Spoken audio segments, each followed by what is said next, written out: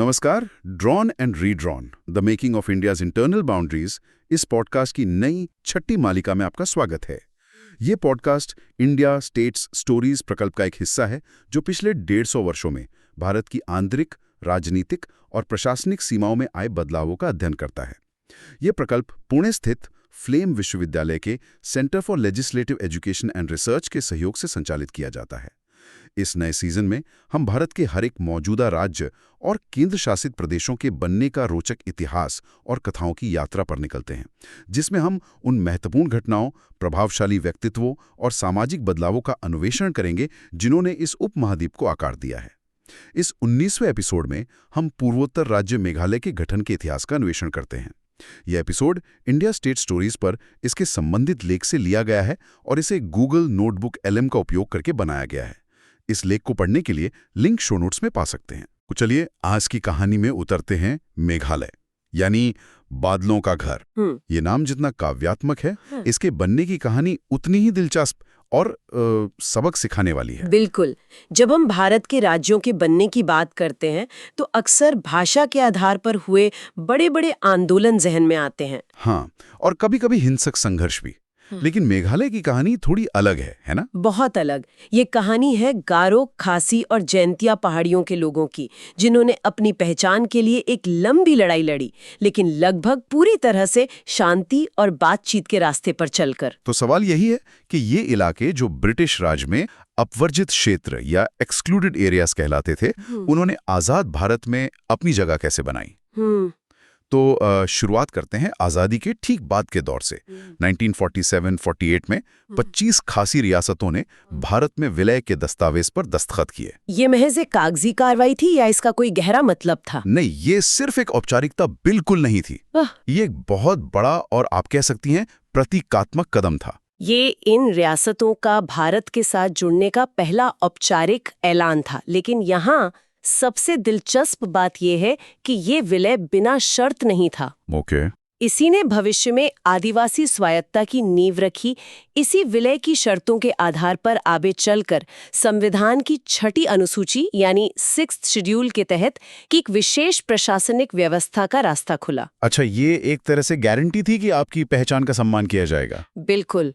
केंद्र सरकार की तरफ से एक आश्वासन था कि हम आपकी अनूठी पहचान, आपकी जमीन और आपकी शासन प्रणालियों का सम्मान करेंगे। और यहीं पर शायद बोर्दोलोई समिति और रेवरेंड JJM निकोल्स रॉय जैसे नेताओं की भूमिका बहुत अहम हो जाती है। बहुत ज्यादा।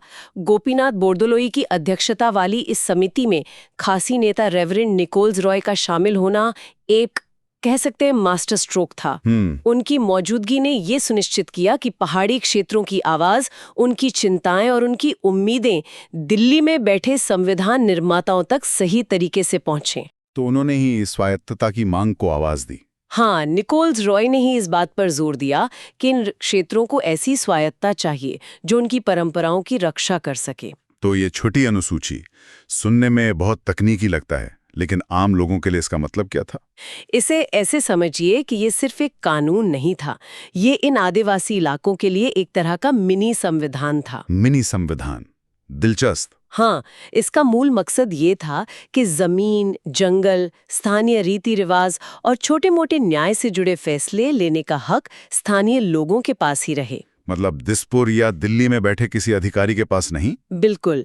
इसके लिए स्वायत्त जिला परिषदें यानी ऑटोनॉमस डिस्ट्रिक्ट काउंसिल्स बनाई गईं।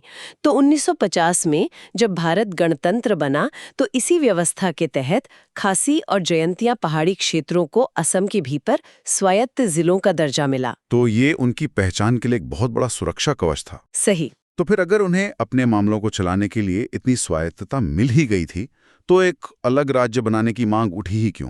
कहीं ना कहीं तो बात बिगड़ी होगी। बात बिगड़ी, और वो बिगड़ी भाषा के सवाल पर। स्वायत्तता प्रशासनिक थी, लेकिन संस्कृति और पहचान का सवाल वो उससे कहीं ज्यादा गहरा था। अच्छा। 1950s के दशक के आखिर में जब असम कांग्रेस ने असमिया को पूरे राज्य की एकमात्र आधिकारिक भाषा बनाने का बिल पेश किया, तो पहाड़ी इलाकों में खतरे की घंटी बज गई। उन्हें लगा होगा कि उनकी अपनी भाषा और संस्कृति का क्या होगा? बिल्कुल।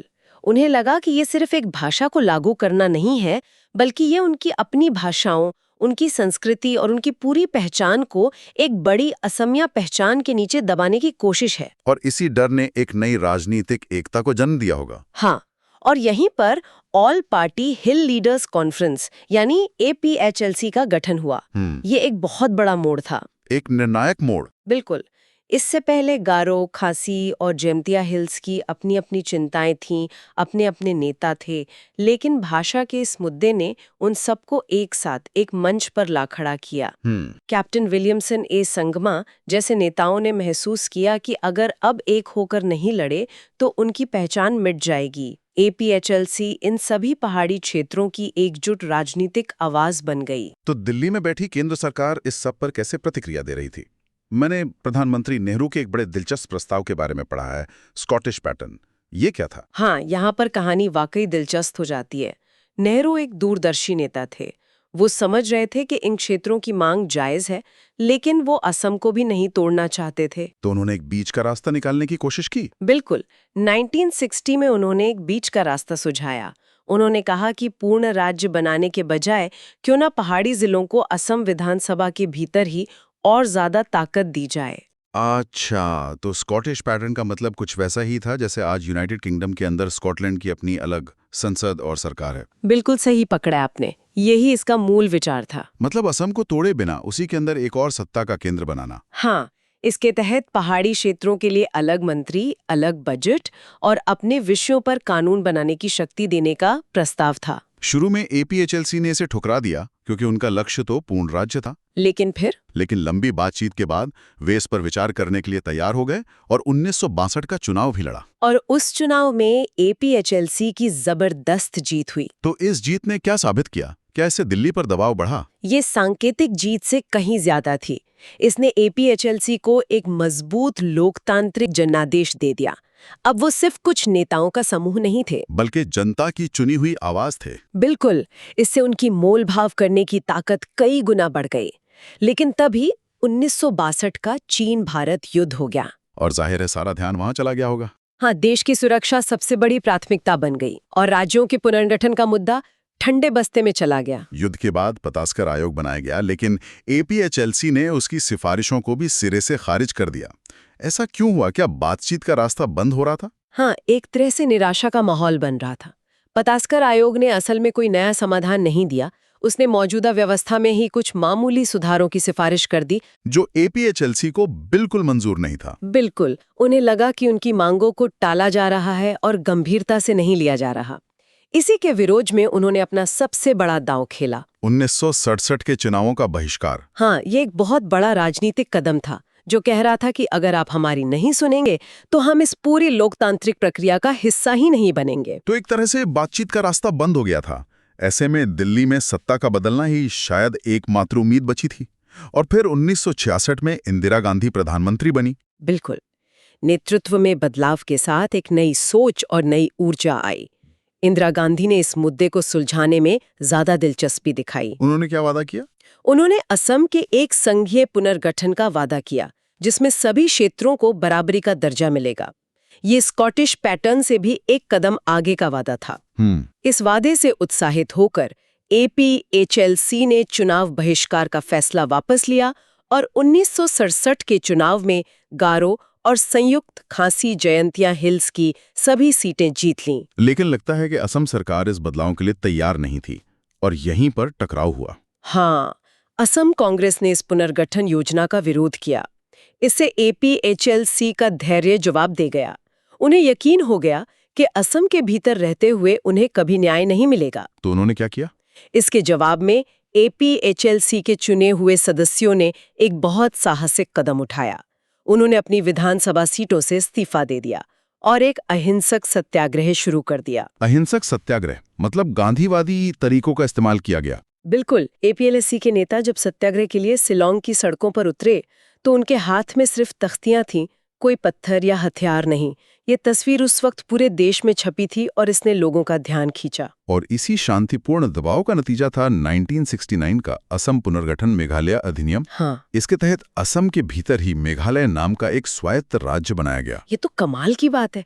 मतलब संविधान में ऐसा कोई प्रावधान था ही नहीं, इसे उस वक्त की जरूरत के हिसाब से इजाद किया गया। हाँ, ये एक ऐतिहासिक प्रयोग था। ये तो राजनीतिक और संवैधानिक जुगाड़ का एक बेहतरीन उदाहरण है। आपने बिल्कुल सही शब्द इस्तेमाल किया, जुगाड़, लेकिन एक बहुत ही रचनात्मक और ऐतिहासिक जुगाड़। इसे राज्य के भीतर राज्य या state with in a state कहा गया। State with in a state. ये भारतीय संघवाद में एक बिल्कुल नया प्रयोग था। ये कुछ सोवियत संघ के स्वायत्त गणराज्यों जैसा मॉडल था, जिसे भारतीय संदर्भ में ढाला गया। अच्छा, मेघालय की अपनी विधानसभा बनी, अपनी मंत्रिपरिषद बनी, लेकिन वो तकनीकी रूप से असम का ही हिस्सा था। यहाँ तक कि शिलोंग, जो पहले सिर्फ असम की राजधानी थी, अब दोनों की संयुक्त राजधानी बन गई। लेकिन ये मंजिल नहीं थी, ये तो मंजिल की तरफ एक अहम पड़ाव था। पूर्ण राज्य का दर्जा पाने की मांग तो जारी रही होगी। सही कहा, ये एक अंतरिम व्यवस्था थी, एक तरह का परीक्षण था, ये देखने के लिए कि क्या ये मॉडल काम करता है। लेकिन APHLC और पहाड़ी लोगों का अंतिम लक्ष्य पूर्ण राज्य ही था। और वो आखिरी कदम कब उठाया गया? आखिरी कदम 1971 में उठाया गया, जब संसद ने उत्तर पूर्वी क्षेत्र पुनर्गठन अधिनियम पारित किया।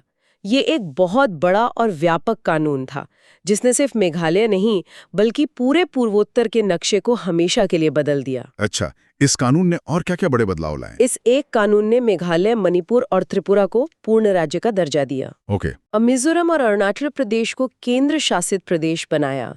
ये पूर्वोत्तर के अलग अलग राजनीतिक आकांक्षाओं को पहचानने और उन्हें सम्मान देने की दिशा में एक बहुत बड़ा और ऐतिहासिक कदम था। और आखिरकार 21 जनवरी 1972 को मेघालय एक पूर्ण राज्य के रूप में भारत के नक्शे पर उभरा। और सबसे खास बात यह है कि ये पूरा सफर लगभग बिना किसी हिंसा के तय किया गया। ये बात मेघालय को पूर्वोत्तर के दूसरे आंदोलनों से बिल्कुल अलग खड़ा करती है। बिल्कुल, जहां नागालैंड और मिजोरम में हथियारबंद संघर्ष हुए, वहीं APHLC के नेताओं ने गांधीवादी तरीकों और लोकतांत्रिक बातचीत पर भरोसा दिखाया।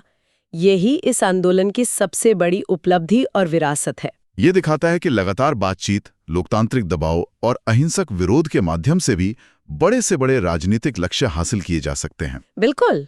एक और बात, राज्य बनने के बाद भी क्या अंदरूनी तौर पर पुनर्गठन जारी रहा? मेरा मतलब जिलों के बनने से है? हाँ, ये भी एक महत्वपूर्ण पहलू है। 1972 में जब राज्य बना तो इसमें सिर्फ 2 जिले थे, गारो हिल्स और यूनाइटेड खासी एंड जैंतिया हिल्स। सिर्फ 2? हाँ, लेकिन समय के साथ प्रशासन को लोगों के करीब ले जाने और स्थानीय आकांक्षाओं को पूरा करने के लिए राज्य के भीतर भी पुनर्गठन होता रहा। 1976, 1992, 2012 और हाल ही में 2021 में भी नए जिले बनाए गए। आज मेघालय में कुल 12 जिले हैं। तो ये सीमाओं का निर्माण एक सतत प्रक्रिया है, जो राज्य बनने पर खत्म नहीं हो जाती। सही कहा। तो कुल मिलाकर हमने देखा कि कैसे मेघालय ने ब्रिटिश भारत के अपवर्जित क्षेत्र से राज्य के भीतर राज्य और फिर एक पूर्ण राज्य तक का एक अनोखा सफर तय किया। और इस पूरी प्रक्रिया की नींव में थी अपनी सांस्कृतिक और भाषाई पहचान को बचाने की गहरी इच्छा, जिसे लगातार और अहिंसक राजनीतिक बातचीत से हासिल किया गया। मेघालय की कहानी ये भी दिखाती है कि भारतीय संघवाद कोई पत्थर की लकीर नहीं है। ये एक जिंदा, सांस लेती हुई व्यवस्था है जो जरूरत पड़ने पर अपने लिए नए और रचनात्मक रास्ते बना सकती है। और राज्य के भीतर राज्य का प्रयोग इसी जिंदादिली का सबसे बड़ा सबूत है। बिल्कुल, इसने दिखाया कि जब राजनीतिक इच्छा शक्ति हो तो बिना हिंसा के भी जटिल से जटिल समस्याओं को सुलझाया जा सकता है। और अंत में एक विचार, मेघालय का गठन भाषाई और सांस्कृतिक चिंताओं को शांतिपूर्ण और रचनात्मक तरीके से संबोधित करने का एक बेहतरीन उदाहरण है। जैसे जैसे भारत और विकसित हो रहा है और नई क्षेत्रीय आकांक्षाएं उभर रही हैं, क्या बातचीत और लचीले शासन के इन्हीं सिद्धांतों को आज की चुनौतियों से निपटने के लिए भी इस्तेमाल किया जा सकता है?